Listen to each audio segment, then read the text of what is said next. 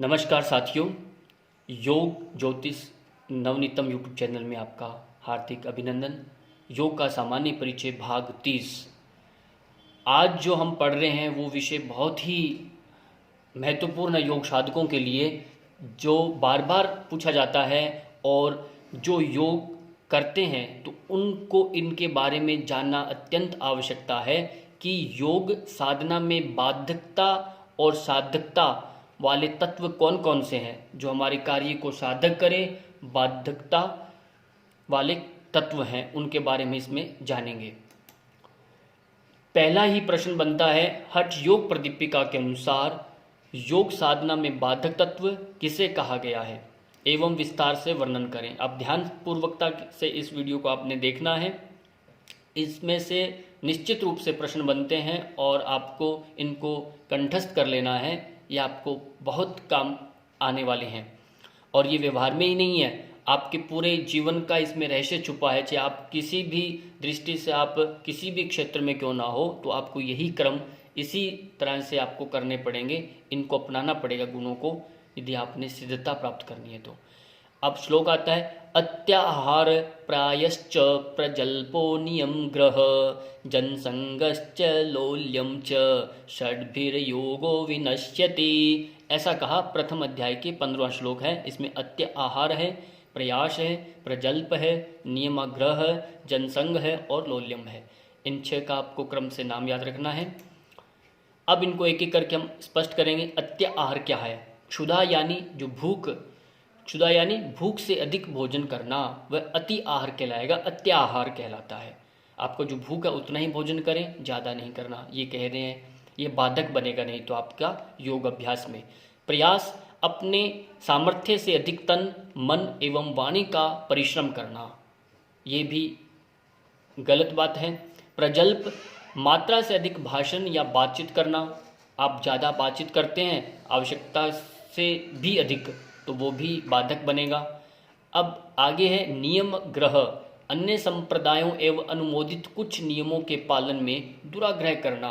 जैसे ठंडे जल से ही स्नान करना है मेरे को, प्रातः काल ही स्नान करना है, भोजन में केवल फल या कोई एक ही अन्न ग्रहण करना है, आदि नियमों के पालन का आग्रह करना ही नियमाग्रह कहलाता है। क्योंकि हठ योगी को कहा गया है वह ज़्यादा भूखा ना रहे और स्नान से पूर्व वह योग करे। प्रातः स्नान उसमें निषेध किया गया है, यानी वह कठिनाई से अपने शरीर को साध रहा, भी पका रहा है, तो उसको जब सिद्धता आ जाती है तब ये सब पालन वो कर सकता है, ऐसा शास्त्रों में विधान है। अगला है जनसंघ, अधिक जनसंग करना। बहुत ज़्यादा जनसंग भी बाधक बनता है। इससे हठ योगी के चित्त में काम, क्रोध, राग, द्वेष, लोभ, मोह, अहंकार आदि विकार उत्पन्न होकर उसकी इस साधना में विघ्न बनना, यानी ये सब बाधक ही बनेंगे। क्योंकि 6 के 6 जब ये आप इस तरह से कर्म करेंगे तो आपका योग साधना में निश्चित रूप से बाधा बनती है। अब लौल्यम, छठा क्या है? लौल्यम, इंद्रियों की चपलता को लौल्य कहते हैं। इन 10 इंद्रियों में से किसी एक में या सब में चपलता आने से साधक की बुद्धि एवं मन की स्थिरता नष्ट हो जाती है। अतः साधक अपनी योग साधना में इन 6 बाधक कृत्यों को सर्वथा के लिए त्याग दे। ध्यान रखना इसको। अगला ही प्रश्न है, हठ योग प्रदीपिका के अनुसार योग साधना में साधक तत्व किसे कहा गया है एवं विस्तार से वर्णन करें। ये प्रश्न अब इसमें है, उत्साहात् साहसधैर्यात् तत्वज्ञान निश्चयात् जनसंग परित्यागात् षड्भिर्योग प्रसिद्ध्यति। ऐसा कहा। अर्थात उत्साह, साहस, धैर्य, तत्वज्ञान, निश्चय और जनसंग का परित्याग, ये षड साधक तत्व हैं। ये आपके साधक तत्व हैं, योग साधना में सहायक, ऐसे ये हथियारों की तरह काम करते हैं यदि आपने इन गुणों को जीवन में अपना लें तो। पहला, उत्साह, मैं विषयों की ओर दौड़ते हुए अपने चित्त को रोकूंगा ही।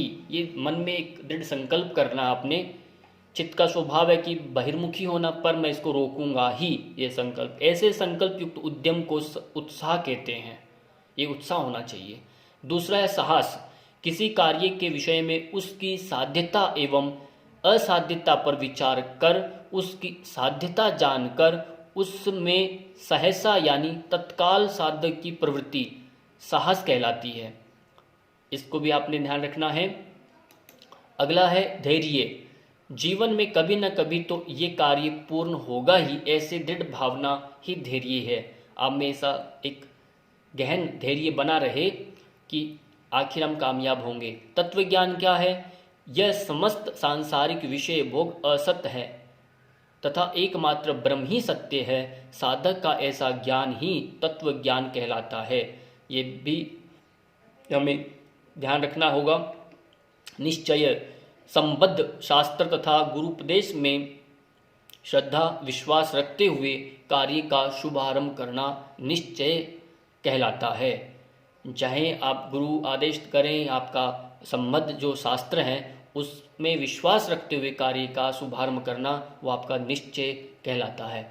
इस तरह से आपके ये षडों के बारे में हमने जाना, तो आपका ये अंतिम जो इसमें बन रहा है साधक तत्व में जनसंग का परित्याग।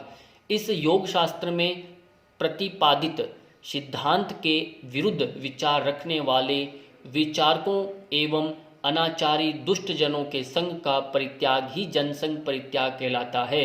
ध्यान रखना, ऐसा नहीं कि सबसे आप मिलना जुलना बंद, पर ध्यान रहे वही लोग जो आप योग साधना में आपके बाधक हैं, आपका उत्साह बढ़ाने में बाधकता बनते हैं, उत्साह नहीं बढ़ाते, तो हमें दुर्जन लोगों से दूर रहना है जो इस मार्ग में बाधक बनते हैं। अतः शास्त्राकार कहते हैं कि उपर्युक्त 6 गुणों के आचरण से साधक को निश्चय ही योग साधना में सफलता मिलती है।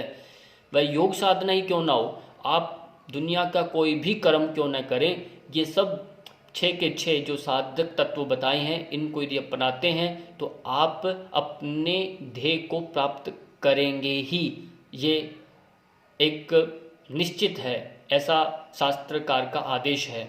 इसी के साथ आपका पूर्ण वीडियो समाप्त हुआ। हमने हठ योग प्रदीपिका के माध्यम से साधक और बाधक तत्वों के बारे में जाना। Thanks for watching. YouTube channel को आप लाइक सब्सक्राइब करें। बहुत बहुत धन्यवाद समय देने के लिए। पुनर्मिलामः।